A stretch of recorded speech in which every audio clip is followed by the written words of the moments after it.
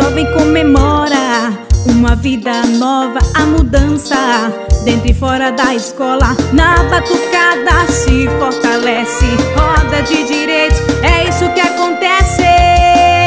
Se afasta do perigo da exploração sexual, diz não às drogas, se livra do mal. A favor da arte e o amor pra vida, cultura, talento e cidadania. Índio, negro, branco e pardo, em qualquer parte do país. Roda de direitos, nosso lema é ser feliz.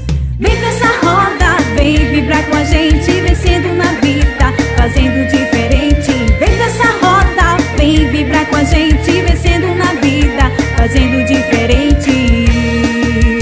Roda de direitos.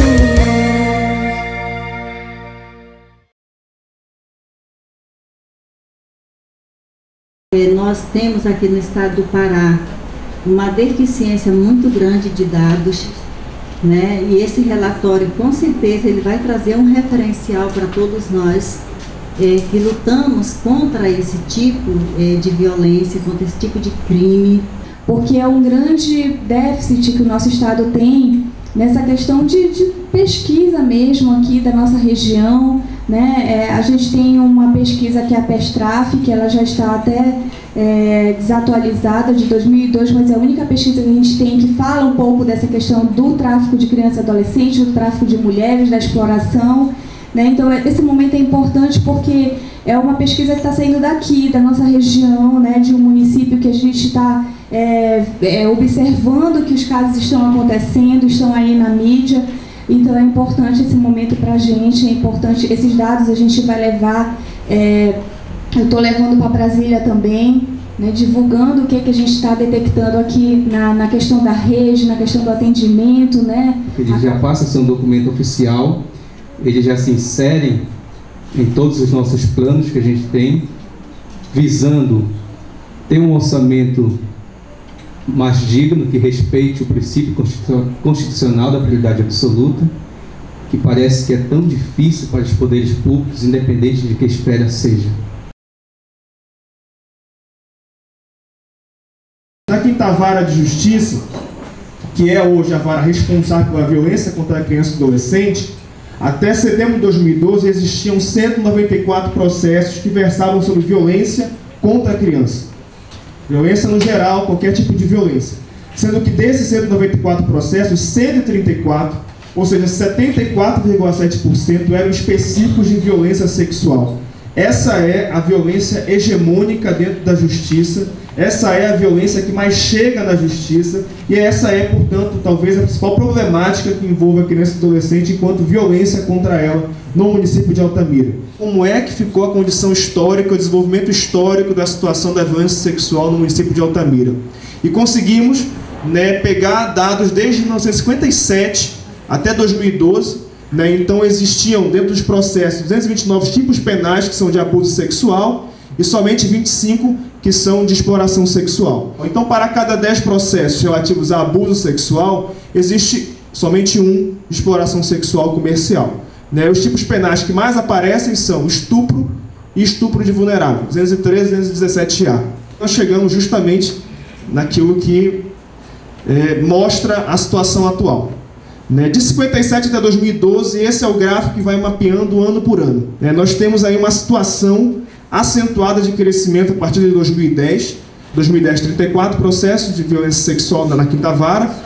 2011, 27 processos. E em 2012, 32 processos, sendo que esses são dados até setembro de 2012. E aí, fazendo um intervalo de 3 anos, a gente passa a entender que existem algumas ondas de crescimento. O que a gente chama de ondas de crescimento dentro do nosso relatório é que existem alguns picos de violência sexual que ocorrem, digamos assim, que você tem um padrão e depois ela já muda, já há um crescimento abrupto e depois ela volta a descer novamente. Isso ocorre basicamente com 3 períodos. Contexto de construção de Belo Monte é um contexto em que você tem um aumento da população e uma precarização dos serviços de atendimento a essa população. E é óbvio que você tem sim uma vulnerabilização dessa população, porque elas não conseguem atendimento nos serviços públicos, né? E os migrantes, sobretudo, também têm uma precarização acentuada ainda, porque não tem condições de geração de renda, não tem condições de moradia, etc. Tal, e isso vai afetar também a criança, né? E aí tem uma evolução por décadas dos processos, né? Então, década de 80, 6 processos, década de 90 toda, 26 processos, primeira década do século 21, 101 processos, e só nos últimos 3 anos, 2010 até 2012, já são 93 processos, sendo que, se fizermos a computação dos dados finais, né, de 2012, juntando com os dados atuais de 2013, já são 110 processos. Só em 3 anos e 3 meses a gente já passou o número total que tínhamos em 10 anos em Altamira, em termos de computação de processos de violência sexual contra criança e adolescente. É óbvio que isso demonstra uma situação absurda de violência sexual aqui no município, né? E, obviamente, sempre atentando para essa ideia de que isso é o que é possível aparecer dos casos de violência sexual que chegam a ser visibilizados e chegam até a justiça. Nos últimos 30 anos, para falar a partir de uma questão mais regular, 13 condenações de agressores sexuais de crianças e adolescentes, sendo que tivemos 20 absolvições de agressores sexuais contra criança e adolescente e 19 arquivamentos. Portanto, há mais absolvições, há mais arquivamentos do que condenações de agressores sexuais de crianças e adolescentes no município de Altamira até setembro de 2012. Os casos suspensos também é uma questão muito crítica aqui no município, né? Porque os casos suspensos são os casos em que o réu está foragido, né? E existem muitos casos suspensos em que o réu está foragido e muitos casos inconclusos, que é quando o juiz tem todos os documentos no processo para poder dar a sua decisão, muitos casos conclusos que o juiz vai dar suspensão processual porque os réus estão foragidos. Esses casos demonstram o limite da justiça de conseguir punir, né, essas pessoas, porque ela não consegue achar os réus. Simplesmente os réus conseguem burlar o sistema judicial, né, e se esconderem e continuarem a sua vida sem serem achados, né, e obviamente sem serem punidos, né, e obviamente, muito provavelmente, continuando a cometer crimes de violência sexual em outros locais, sem nenhuma forma de intervenção do Estado. Foram 152 vítimas e 134 processos judiciais. O pico de incidência da faixa etária é entre 12 e 15 anos. Sexo feminino, 76%, né? Raça-cor é um dado inexistente também no Fórum de Justiça, como também inexiste na Polícia Militar, na Polícia Civil, como está no relatório, né? Então é uma questão muito complicada, porque a gente não discute a racialização dessa violência, a gente não discute como é que está envolvida a questão da negritude, dos indígenas, né, de comunidades tradicionais, até que ponto de fato acontece, como acontece. Escolaridade, a maior parte é ausente dentro dos processos, mas há uma definição majoritária também de 13,8% de primeiro grau incompleto para as vítimas. De cada 10 casos, 2 são de pessoas, de agressores que estão nesse intervalo de idade, de 21 a 25 anos, e também dos 36 aos 40 anos, né, com 19 agressores, que dá um percentual de 15%. Digamos assim, os agressores sempre têm algum vínculo ou de parentesco ou de amizade com as vítimas.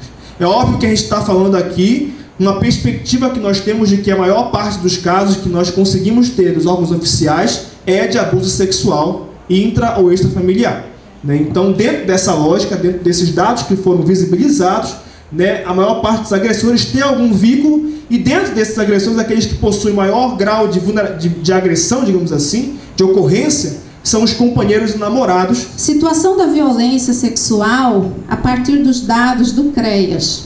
Bem, violência sexual intra ou extrafamiliar, né? E nós temos não declarado.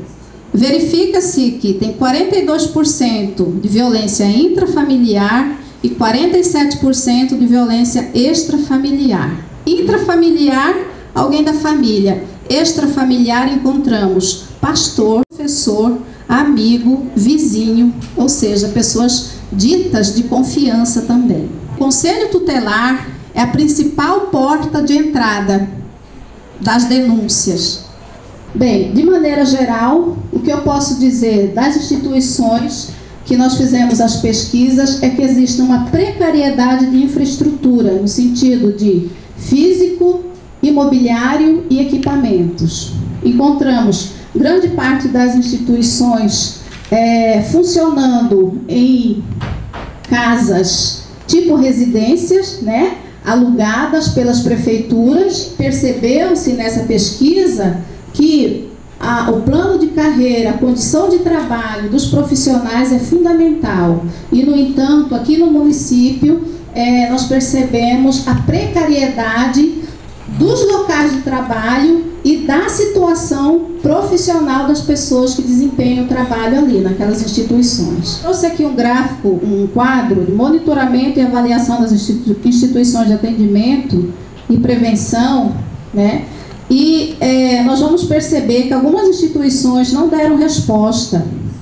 E nós vamos fazer um estudo, né? Como é que as instituições, quem é o responsável na instituição e qual é a metodologia que se utiliza de monitoramento e avaliação. E nós vamos perceber que a grande maioria das instituições, elas encaminham, mas elas não fazem avaliação do trabalho que elas desenvolvem e elas não fazem o monitoramento das problemáticas que elas encaminham. Então, quando elas não fazem avaliação, elas perdem importante instrumento de transformação, de pensar a prática. Os dados apontam que a maior parte das instituições atua com efetivo abaixo do necessário para desempenhar as funções institucionais e conseguir cobrir a área geográfica de abrangência. Então, um exemplo típico disso, já falei hoje de manhã, Polícia Rodoviária Federal. Tinha início de 2012, 35 policiais. Hoje em dia só tem 11 policiais atuando, né, para cobrir toda essa malha da Transamazônica, que é imensa, né, que vai de Pacajá até Uruará. Né. Então, obviamente que nós temos um desmantelamento da condição do Estado de conseguir dar conta da demanda, porque ele não tem efetivo para isso. Isso acontece em muitas instituições de justiça, né, e também de defesa. Nessa rotatividade prejudica uma atuação qualificada das instituições aqui no município. As instituições, se a gente puder definir quais são aquelas que têm maior capacidade hoje em termos de profissionais, é a Vara da Infância e da Juventude e o Ministério Público Estadual, porque possui tanto um promotor e um juiz, quanto uma equipe multidisciplinar, psicólogo, assistente social, pedagogo, que possa fazer também um trabalho psicossocial e educativo que faça uma outra abordagem de atuação. Banco de dados também é uma questão muito séria, porque todas as instituições alegaram que possuem banco de dados, né, com exceção da Defensoria Pública, que já está em implantação, porém esses dados não são de acesso entre as instituições. Elas ficam na instituição, elas não circulam. Né? E aí, para você definir se uma rede de fato é fortalecida, não basta só a rede produzir dados, ela precisa circular esses dados. Fazer as instituições saberem o que cada uma está trabalhando, como está trabalhando e quais são os casos. Até para não gerar duplicação de dados e, obviamente, prejudicar a computação estatística, prejudicar o monitoramento dos casos no município. A articulação das instituições ocorre muito mais entre as instituições de defesa e responsabilização. Não há uma perspectiva de fazer uma parceria entre instituições de defesa e responsabilização e aquelas que são de atendimento ou de prevenção. As parcerias são entre essas instituições de defesa e responsabilização, muito mais voltadas para parcerias de caráter obrigatório, né, que é aquelas que a lei define que são necessárias. Então, no judiciário tem que ter a parceria entre o juiz, o promotor e o defensor. Eles têm que atuar nessa rede porque a lei determina assim. Né, e a polícia também tem que ter parceria com o Ministério Público, porque precisa encaminhar os inquéritos para o Ministério Público. Mas parcerias voluntárias, aquelas que não são obrigatórias por lei, aquelas que vêm a partir de reuniões, de pactuações, de convênios, de programas sociais com objetivos comuns, esses existem muito poucos. A instituição, mais uma vez, que possui mais parcerias no município é a Vara da Infância e da Juventude, com 8 parcerias. Sendo que ressalta-se que a Polícia Civil e Polícia Militar ressaltou que possui parcerias com o Conselho de Direitos e com o Conselho Tutelar. Isso é uma coisa muito boa, porque, enfim, essa lógica, essa aproximação é realmente produtiva e benéfica para a articulação em rede. Nós elaboramos um questionário especial para as escolas, né, para entender como é que a escola trabalha os direitos à violência sexual, né? E se a escola é lugar de formação, ela é lugar de denúncia também. Então, de maneira geral, nós podemos afirmar que não há uma política educacional que vá atender às necessidades dessas crianças. Parceria da escola. A escola trabalha com várias instituições, né? Elas indicaram que trabalham com o Conselho Tutelar, com a SEMAT, com o Demutran, com CREAS, com CAPCI, Polícia Militar, enfim, né? A escola busca essas parcerias, né? Porém, nós percebemos que nem sempre essas instituições parceiras vão adentro o solo da escola para discutir a violência sexual. Quase sempre é a questão da droga, é a questão do jovem em conflito com a lei, são outras questões, né, que permeiam aquele contexto, mas não enfocam exatamente na questão da violência sexual. Poucas instituições nos relataram que existem profissionais com condições de atender situações de violência sexual contra a criança e adolescente. Então, os policiais são 272, sendo que só 15 possuem condições de atender situações de violência sexual contra a criança e adolescente. Um número muito reduzido de policiais, dado o quantitativo geral. Psicólogos, nós temos 2, assistente social são 3, e pedagogos de 4 são 3 que são capacitados para esse atendimento. Não aparece aqui juiz, promotor e defensor, porque as fichas que foram preenchidas pelos responsáveis das instituições não revelaram isso. Só para que possa entender, esse é o mapa geral das instituições. Em amarelo são as instituições de prevenção, basicamente as escolas. De azul a de responsabilização, basicamente justiça, promotoria e defensoria. De vermelho as de atendimento, CREAS, CRAS, CAPCI, secretarias. De verde, de defesa, as polícias e a guarda municipal. E aí a gente verifica que há uma concentração das instituições de atendimento, de responsabilização, de defesa, enquanto locais, no centro da cidade. E aqui são a definição, no geral, dos casos de abuso e de exploração sexual. Então a gente percebe de amarelo os casos de abuso sexual, como tem muito mais do que o caso de exploração sexual, e a gente pegou esses dados da pesquisa dos bairros que a gente fez, dados da comissão municipal, que existe aqui, dados do CREAS e dados do Fórum de Justiça, porque foram os dados que a gente conseguiu obter o endereço. Sobretudo de exploração sexual, então você tem o Pedral, você tem a Balsa da Soligny, você tem a Orla de Altamira, e você tem a rodoviária e alguns pontos esparsos para cá, que são locais onde já há denúncias de exploração sexual, mas, como se percebe, é muito menor a quantidade do que de abuso sexual. E a lógica da exploração sexual é uma lógica que ainda estamos nessa questão de definir, porque não é que a pesquisa não conseguiu computar, é que as instituições não possuem informações sobre isso. E aí é uma questão da rede se responsabilizar e se comprometer de atuar com uma melhoria de informações, de investigação, de inteligência, para poder conseguir obter esses dados. Esses dados é o Estado que não consegue, e a pesquisa reconhece isso, não consegue obter esses dados de exploração sexual. Região da Orla do Cais, ali a região dos restaurantes e bares, uma região onde há uma grande incidência. Rodoviária, também uma região de alta incidência. A Balsa da Soligny, como eu já falei. E nós temos, e aí vocês vão ver os mapas detalhados, porque são vários mapas com territórios mais detalhados por bairro ou por região. Nós temos casos localizados em postos de combustível ou nas proximidades, boates, motéis, praias e balneários. E também alguns casos em residências familiares de exploração sexual comercial de crianças e adolescentes. Nosso objetivo era fazer essa relação das políticas públicas e a ausência das políticas públicas com a violência. Então a gente viu que a violência sexual contra criança e adolescente, ela não é uma ação isolada, ela é a consequência da falta, dessas políticas. Nós temos essas categorias de políticas públicas, né? Pavimentação asfáltica, água tratada, rede de esgoto, coleta de lixo, o serviço de saúde, educação, segurança pública, assistência social, cultura e esporte e lazer. Então a gente queria ver dos entrevistados, né, qual o grau de satisfação deles com relação a esses serviços ofertados nos bairros. No relatório a gente tem esse detalhamento por cada categoria. Então, e ali a gente tem o conceito bom, ótimo, insatisfeito, péssimo, não sabe ou não opinou. E quando a gente vai para um bairro central, ele vai dizer que eles nos disseram que a segurança está boa, né?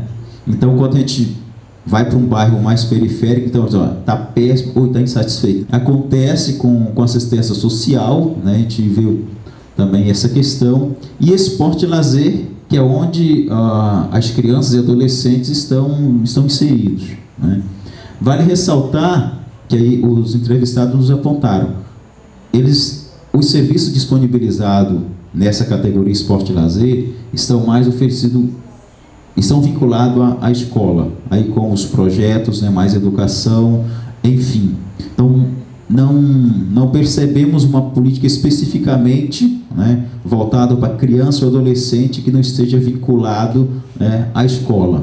Os programas existentes, eles não atendem todos os alunos. E aí a pergunta que fica, e as crianças e adolescentes que estão fora, que esses programas não conseguem atingir? Para perguntar nos bairros, para esses entrevistados, se eles já sabiam de algum caso de violência sexual contra criança e adolescente. Nos bairros, 37% disseram que já ouviram falar de casos, 49% não, né, e 14% disseram desconhecer ou não quiseram opinar, né? E quando a gente perguntava, e no município já ouviram falar, né, de casos de violência contra criança e adolescente? Sim. Então, 70% disseram que no município já ouviram, né, que há casos de violência sexual contra criança e adolescente. E aí 24% não, e 6% não souberam opinar. Um quadro comparativo dos bairros, né, com mais casos de violência, né? Então aí a gente pode observar que os bairros que a ausência de políticas públicas é maior, então maior foi a quantidade de casos, né, que a gente conseguiu identificar e que eles nos relataram. E aí nós temos Boa Esperança, né, Bela Vista e Independente 1. Bela Vista, por exemplo, só tem um posto de saúde, né, e a escola só tem, né, o fundamental menor. Então não há transporte para transportá-los, né? Entrevistei uma adolescente e disse, olha, quando eu venho, eu tenho que parar várias vezes, né, no caminho, porque o sol é muito quente, né, e aqui a gente não tem nada para fazer, não tem uma quadra de esporte, não tem nada. Então a quadra da escola é que serve para toda a comunidade. A pesquisa conseguiu fazer uma computação dos dados que apontam um crescimento acelerado dos casos de abuso sexual contra criança e adolescente em Altamira, sobretudo nos últimos 3 anos, mas não aponta em contrapartida um aumento da situação de exploração sexual comercial, que talvez indique menos uma condição fática do que uma limitação da pesquisa das instituições em produzirem dados a respeito, de modo a melhor instruir as estratégias de enfrentamento. São duas modalidades de violência sexual em que a intervenção precisa ser diferenciada porque envolvem sujeitos diferentes, né, que a gente precisa ter essa dimensão também.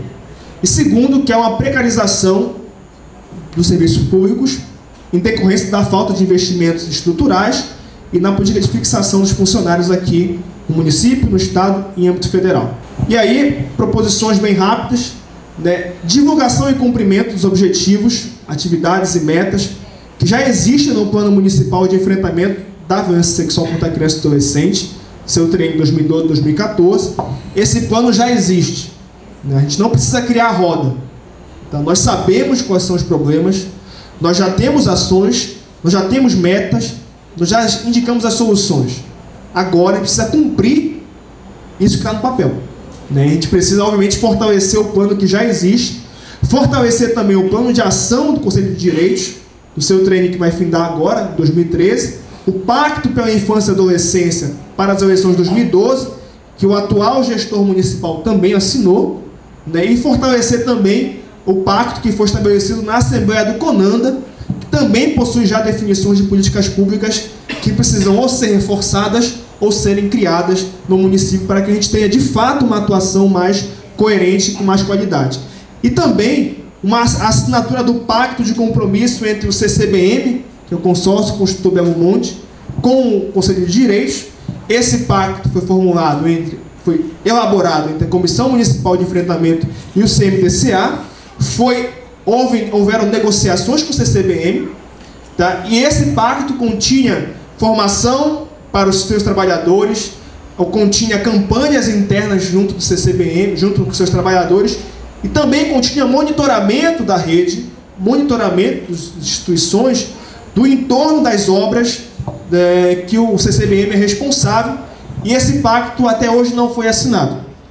Eu diria que se esse pacto tivesse sido assinado a tempo, a gente não tinha a Boate Xingu atuando onde ela atuou.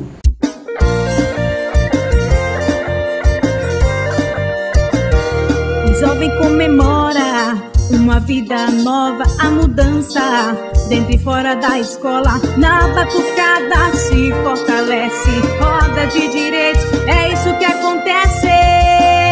Se afasta do perigo da exploração sexual, diz não às drogas, se livra do mal. A favor da arte e o amor pra vida, cultura, talento e cidadania. Índio, negro, branco e pardo, em qualquer parte do país. Roda de direitos, nosso lema é ser feliz. Vem nessa roda, vem vibrar com a gente, vencendo na vida, fazendo diferente. Vem nessa roda, vem vibrar com a gente, vencendo na vida, fazendo diferente. Roda de direito.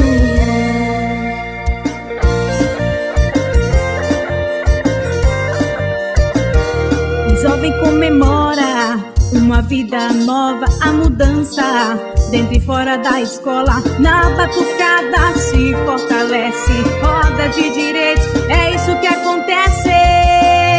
Se afasta do perigo da exploração sexual, diz não às drogas, se livra do mal. A favor da arte e o amor pra vida, cultura, talento e cidadania. Índio, negro, branco e pardo, em qualquer parte do país. Roda de direitos, nosso lema é ser feliz. Vem nessa roda, vem vibrar com a gente, vencendo na vida, fazendo diferente. Vem nessa roda, vem vibrar com a gente,